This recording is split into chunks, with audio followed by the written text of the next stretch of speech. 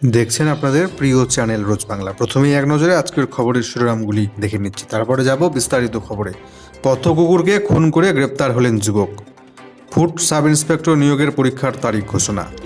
অপরদিকে 20,000 শ্রমিক পরিবারকে বাড়ি তৈরির জন্য 1,20,000 টাকা করে দেওয়ার জন্যে মোট 200 কোটি টাকা বরাদ্দ করল রাজ্য সরকার। অপরদিকে দেশের দীর্ঘতম সমুদ্র সেতুর উদ্বোধনে প্রধানমন্ত্রী নরেন্দ্র মোদী 2 ঘন্টার রাস্তা পাড়ি দেবেন মাত্র 20 মিনিটে। গ্রেপ্তার হতে চলেছেন অরবিন্দ কেজরিওয়াল। চতুর্থবারের জন্য তলব করল এনফোর্সমেন্ট ডিরেক্টরেট। অপরদিকে 3-এর বেশি সন্তান হলেই মিলবে না সরকারি প্রকল্পের সুবিধে, নতুন শর্ত জারি হলো রাজ্যে। এছাড়াও রাজ্যের মমতা বন্দ্যোপাধ্যায়ের আরও এক মন্ত্রী, দমকল মন্ত্রী, এবার তবে কি গ্রেপ্তারের মুখে? 2টি বাড়িতে ইডি হানা সকাল সকাল। কটাক্ষ শুভেন্দু অধিকারীর। জুড়ে থাকুন শেষ পর্যন্ত প্রিয় চ্যানেল রোজ বাংলার সাথে।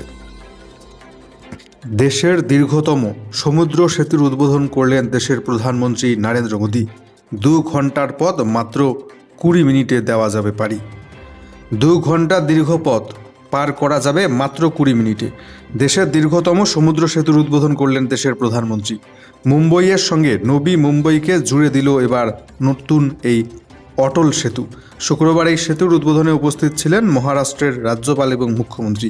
উদ্বোধন হলেও আজ থেকে এই পথে যান চলাচল করবে না। তবে আগামী কয়েকদিনের মধ্যেই 21.8 কিলোমিটার লম্বা এই সেতুর উপর দিয়ে ছুটবে গাড়ি। প্রায় 18,000 কোটি টাকা ব্যয় করে তৈরি করা হয়েছে এই সমুদ্র সেতু, যা কাছাকাছি এনে দিল মুম্বই এবং নবী মুম্বইকে। সমুদ্রের ওপর এত বড় সেতু এ দেশে আর কোথাও নেই।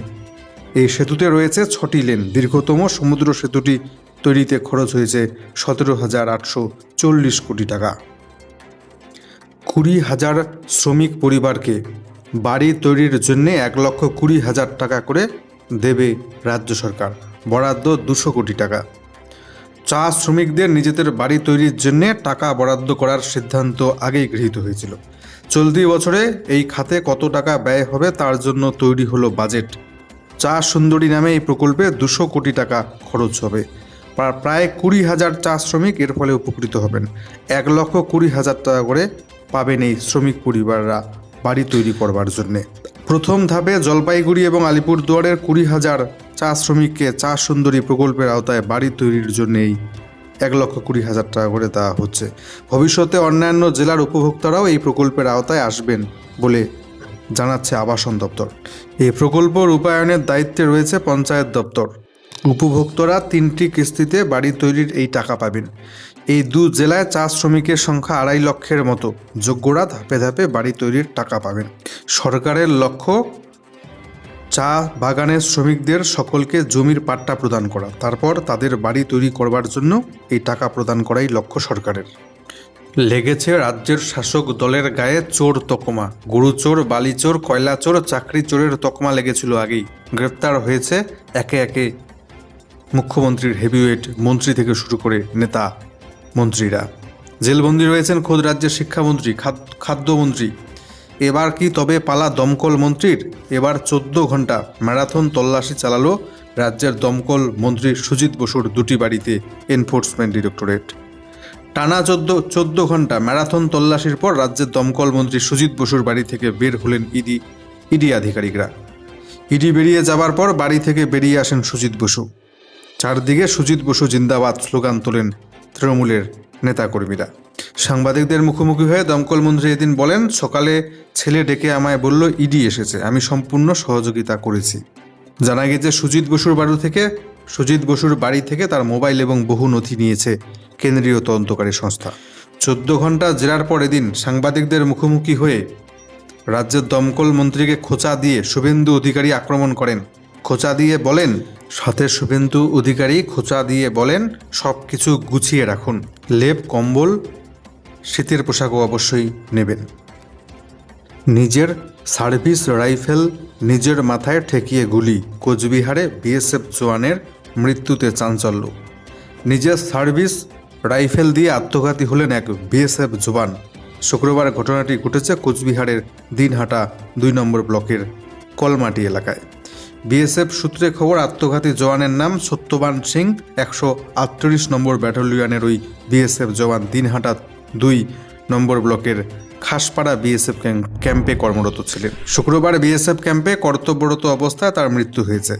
আচমকা গুলির শব্দে চমকে যান ক্যাম্পে থাকা অন্যান্য জওয়ানরা। সবাই দৌড়ে গিয়ে দেখেন মাটিতে মুখ থুবড়ে পড়ে রয়েছেন সেই জওয়ান। প্রবল বিপাকে দিল্লির মুখ্যমন্ত্রী অরবিন্দ কেজরিওয়াল। কেজরিওয়ালকে চতুর্থবার তলব করল এনফোর্সমেন্ট ডিরেক্টরেট। বাড়ছে গ্রেপ্তারির চরম জল্পনা, গ্রেপ্তারির আশঙ্কা। এর আগে 3বার তলবে সাড়া দেয়নি অরবিন্দ কেজরিওয়াল, এবার চতুর্থবার। আবগারি দুর্নীতি মামলায় ফের অরবিন্দ কেজরিওয়ালকে সমন পাঠালো এনফোর্সমেন্ট ডিরেক্টরেট। আগামী 18ই জানুয়ারি তাকে হাজিরার নির্দেশ দেওয়া হয়েছে। গত 3রা জানুয়ারি এই মামলায় দিল্লির মুখ্যমন্ত্রীকে তলব করা হয়েছিল, যদিও তাতে সাড়া দেননি অরবিন্দ কেজরিওয়াল। সেই সমনকে বেআইনি দাবি করে হাজিরা এড়িয়ে গিয়েছেন অরবিন্দ কেজরিওয়াল।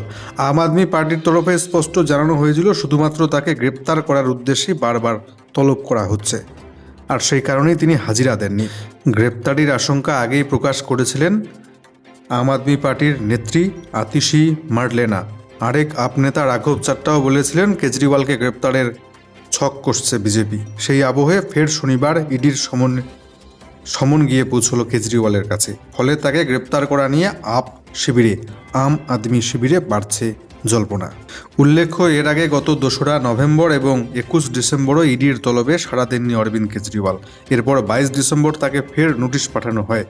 সেই মতো 3রা জানুয়ারি হাজিরা দেওয়ার কথা ছিল আম আদমি পার্টির সুপ্রিমোর, কিন্তু তা এড়িয়ে যান তিনি। এবার 18ই জানুয়ারি তিনি কি পদক্ষেপ করেন সেদিকে তাকিয়ে রাজনৈতিক মহল, এবং তিনি হাজিরা না দিলে কি তাকে গ্রেপ্তার করা হবে সেদিকেই নজর সকলের।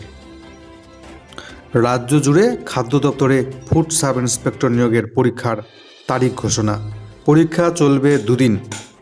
পরীক্ষা 2 দিন ধরে নিতে চাইছে পাবলিক সার্ভিস কমিশন বা পিএসসি। ওই পরীক্ষা হতে চলেছে আগামী 16 এবং 17ই মার্চ। পরীক্ষার সময়সীমা 1.5 ঘন্টা। এর আগে রাজ্য জুড়ে একদিনেই এই ফুড এসআই বা ফুড সাব ইন্সপেক্টর নিয়োগের পরীক্ষা নেওয়া হয়েছিল। এবার 2 দিন ধরে পরীক্ষা গ্রহণের কারণ হচ্ছে রেকর্ড সংখ্যক পরীক্ষার্থী করেছে আবেদন। 13 লক্ষের অধিক পরীক্ষার্থী আবেদন করেছে রাজ্যের খাদ্য দপ্তরের ফুড সাব ইন্সপেক্টর নিয়োগের পরীক্ষায়, যেখানে শূন্যপদ মাত্র 300-র কাছাকাছি। এখান থেকে বোঝা যায় রাজ্যে বর্তমানে কোন পর্যায়ে পৌঁছেছে চাকুরির সংকট। 300 শূন্যপদে আবেদন 13 লক্ষের অধিক। পরীক্ষা হচ্ছে 16ই মার্চ এবং 17ই মার্চ। পথকুকুর খুন করে গ্রেপ্তার হলেন যুবক। পথ কুকুরকে পিটিয়ে মারার অভিযোগে এক যুবককে গ্রেপ্তার করল সাকরাইল থানার পুলিশ। পুলিশে জানিয়েছে ধৃতের নাম রিতম নস্কর। ওই ঘটনায় জড়িত আরও 2 অভিযুক্তের খোঁজ চালাচ্ছে পুলিশ। 4 জানুয়ারি হাওড়ার ধুলাগড়ে 3 যুবক একটি পথ কুকুরকে মর্মান্তিকভাবে পিটিয়ে মারছে, এমন একটি ভিডিও সোশ্যাল মাধ্যমে ভাইরাল হয়েছে। এরপর একটি পশুপ্রেমী সংগঠন অভিযোগ দায়ের করেছিল।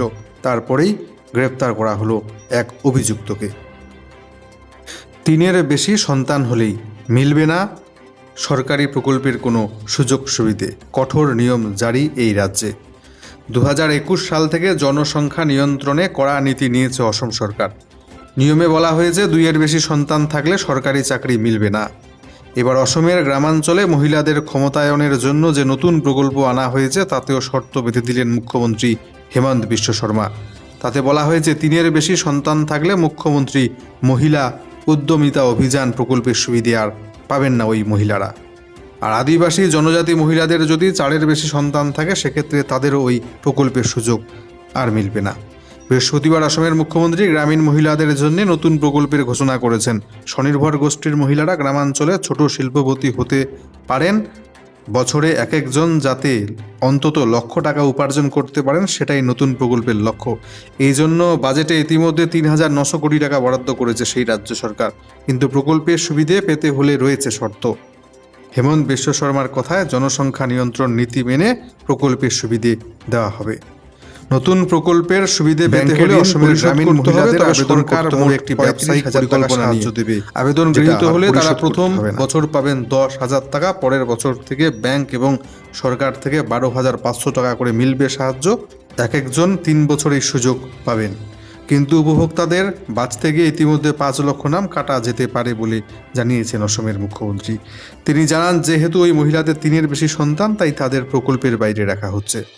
বাকি 39 লক্ষ মহিলা এই প্রকল্পের সুবিধে পাবেন।